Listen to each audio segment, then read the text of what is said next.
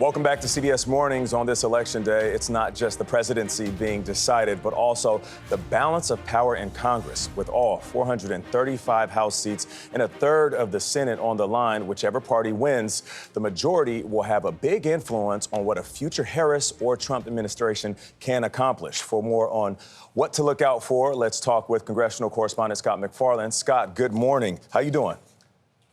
Hey, Nate, good morning to you. Another cliffhanger. In the control of Congress, a future President Harris or Trump will need the U.S. Senate to confirm their cabinet, their Supreme Court justices, get policies enacted. Only the white seats you see behind me are up for election tonight. That's 1/3 of the Senate, but look at the numbers. You can see Democrats are playing a lot more defense than Republicans, and the trouble is for Democrats, they're playing defense in some difficult spots. The evening will begin when polls close in West Virginia, likely early in the evening. The Republican governor, Jim Justice, is trying to swing this state from blue to red, and he is a prohibitive favorite.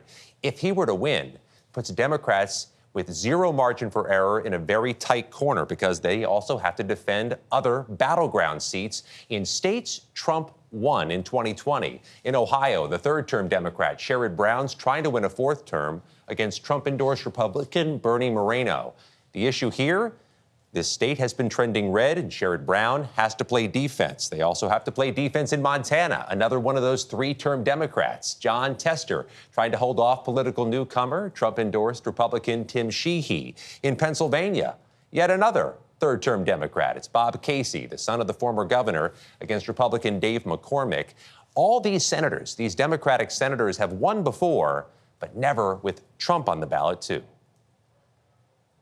U.S. House of Representatives, also a very tight battle for control. Where do we expect to get an early sense of how things are going nationwide?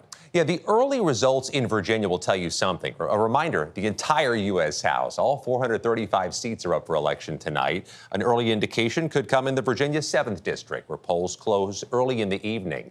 This is a battleground race to succeed a retiring Democrat. Eugene Vindman against Derek Anderson. If somebody overperforms in the Virginia 7th in the early returns, it could be indicative of what happens elsewhere. Real quickly, let me run you through California, where there's not one, not two, but a whole bunch of battleground competitive races in just California. If one party were to sweep through, they could make big headway towards the end result. Democrats need to net just 4 seats in the U.S. House to take control and very much handcuff or help a future President Harris or Trump. And I'll tell you one last piece of news a few moments ago. The head of the Democratic Congressional Committee, the top campaign operative in the House, said a late move in Iowa could be telling. Democrats are particularly bullish on the Iowa 3rd, the Iowa 1st, and the neighboring district in Nebraska, the one representing Omaha. That type of push could put them over the top in such a close race, Nate. Love the high-tech visuals. We appreciate the breakdown, Scott. Thank you.